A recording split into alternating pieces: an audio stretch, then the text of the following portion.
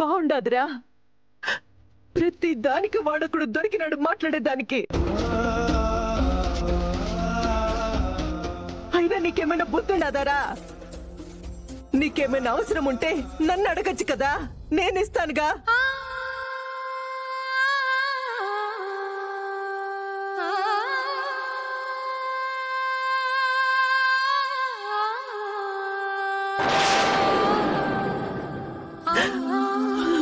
అత్త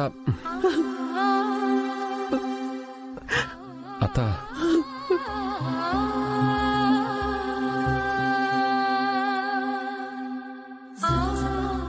పాపం అనవసరంగా వదినమ్మ నా వల్ల తిట్లు తిన్నది. సరేలే, మీ వదిన వాడితో మాత్రమే తిట్లు తిన్నది, కానీ నువ్వు వాడితోటి మీ నాయనతోటి ఇద్దరితోటి తిట్లు తిన్నావు. కాస్త ఏదైనా చేసేటప్పుడు ఆలోచించి చేయరా. నువ్వేమో చేస్తావు, వాళ్ళకేదో అర్థం అవుతుంది, ఏదో అంటారు, నువ్వు మాత్రం మాటలు పడుతూనే ఉంటావు.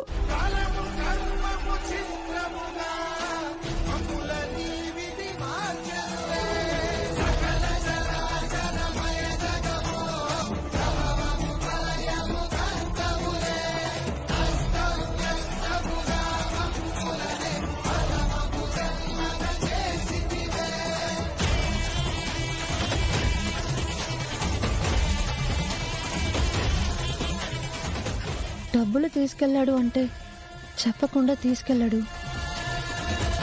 మరి అక్కెందుకు అలా అంటుంది?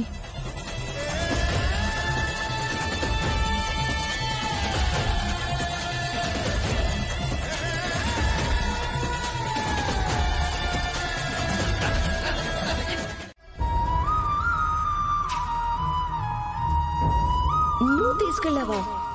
నాకెప్పుడు చెప్పావు? ఏదో బయటకు వెళ్తున్నానని చెప్పావు, కానీ డబ్బులు తీసుకెళ్తున్నానని చెప్పావా? నేను వినలేదే. ఇంట్లో ఇష్టం వచ్చినట్టు డబ్బులు తీసుకెళ్లిపోవడమేనా? కనీసం ఒక్క మాట అయినా ఫోన్ చేసి చెప్పాలి కదా.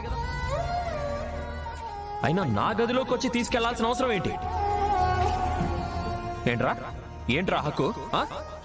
ఇంటి పట్ల బాధ్యతగా ఉండేవాడికి హక్కులుంటాయి, నీలా గాలికి తిరిగేవాడికి హక్కులుండవు. వదినమ్మట ఎందుకు చెప్పినది? నేను చెప్పే కదా దుడ్డు తీసుకుపోయినాను, కావాలనే చెప్పుంటదా? చచా, వదినమ్మట ఎందుకు చెప్తుంది? నిజంగానే నేను చెప్పింది ఏం లేదేమోలే. అనవసరంగా నేను చేసిన తప్పుకు వదినమ్మని తిట్టించున్నాను. నా మొదటి ప్రయత్నం బాగానే వర్కౌట్ అయింది. ఇప్పటికీ గొడవ సద్దుమణిగినా ఇలాంటి చిన్న చిన్న గొడవలు పెద్దవి చేసి ఈ అన్నదమ్ములను విడదీస్తాను. ఆ చిరంజీవి అనేవాడికి ఇంట్లో స్థానమే లేకుండా చేస్తాను. నేను ఎందుకు ఇంట్లో అడుగు పెట్టానో ఆ పని పూర్తయ్యేదాకా నిద్రపోను. సారీ రచిరు, నేనెప్పుడైనా నిన్నేమన్నా అన్నానా చెప్పు? కోపంలో నేనేదేదో అనేశాను, నన్ను క్షమించరా. ఓ అన్నా, కొత్తగా ఈ క్షమాపణలు అయ్యి ఏంది? నువ్వు కోపడినావంటే కారణం ఏదో ఒకటి ఉండే ఉంటుందిలే. ఊరికే తిడతావా? వేరే వాళ్ళకి అమౌంట్ ఇవ్వాలి, తీరా అక్కడికి వెళ్ళాక చూస్తే డబ్బులు తక్కువగా ఉన్నాయి. సరే నేను వెళ్ళి పంపిస్తానంటుంటే అవతల వాళ్ళు మన గురించి తక్కువ చేసి మాట్లాడారా. అది తట్టుకోలేకపోయాను. ఆ కోపాన్ని తీసుకొచ్చి నీ మీద చూపించేశాను. రే, నా తమ్ముడిని నేను ఎప్పుడు ఏం మాట్లాడింది లేదు. మొదటిసారి నేను ఇలా ఎందుకు ప్రవర్తించానో, అలా ఎందుకు మాట్లాడానో నాకే అర్థం కావడం లేదురా. ఇంకెప్పుడు నిన్ను బాధ పెట్టను, ఇంకోసారి నిన్నేమీ అనను. ఈ ఒక్కసారికి నన్ను క్షమించరా. ఊరుకోనా, ఇప్పుడేమై ఉండదు? నువ్వు కాకపోతే ఇంకెవరు తిడతారు?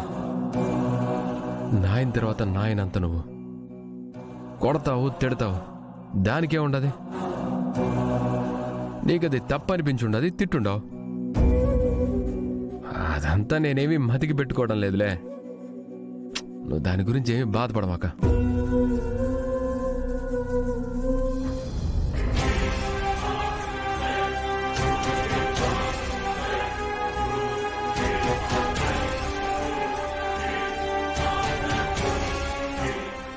ఏంటి అలా చూస్తున్నా? నిజం చెప్పక్క, చిరంజీవి నీకు చెప్పకుండానే డబ్బులు తీసుకుని వెళ్ళాడా? చెప్తే చెప్పాడని చెప్పేదాన్ని కదా. ఒకవేళ తను చెప్పినా నాకు వినపడలేదేమో. చూడక్క, అప్పుడప్పుడు నిన్ను చూస్తుంటే నువ్వు చిరంజీవి మీద కోపంతో ప్రవర్తిస్తున్నావేమో అనిపిస్తుంది. దానివల్ల ఏ చిన్న గొడవ జరిగినా చివరికి మళ్ళీ నువ్వే ఇబ్బంది పడాల్సి వస్తుంది. అటు పిన్నితో మాటలు పడాలి, లేదా బావతోనూ మాటలు పడాలి. దానివల్ల ఏమవుతుందో, నీ కాపురంలో ఎక్కడ సమస్య వస్తుందో అని నేను వర్షే కాదు, ఇంట్లో అమ్మ కూడా అల్లాడిపోతుంది. నువ్వు ఇంట్లో సంతోషంగా ఉంటేనే మేమక్కడ సంతోషంగా ఉండగలమక్క. మీరు బాధపడే పని నేనెప్పుడూ చేయను. అయినా నా గురించి అంత ఆలోచించాల్సిన అవసరం ఏముంది? కొత్తిల్లు కాబట్టి ఇప్పుడిప్పుడే ఇక్కడ వాతావరణానికి అలవాటు పడ్డానికి ప్రయత్నిస్తున్నాను. కొన్ని రోజులు పోతే అన్ని సర్దుకుంటాయి. దయచేసి నా గురించి ఆలోచించి అమ్మ ఆరోగ్యం పాడు చేసుకోవద్దని చెప్పు. రాత్రి బవళ్ళు కష్టపడి నా పెళ్లి చేశావు.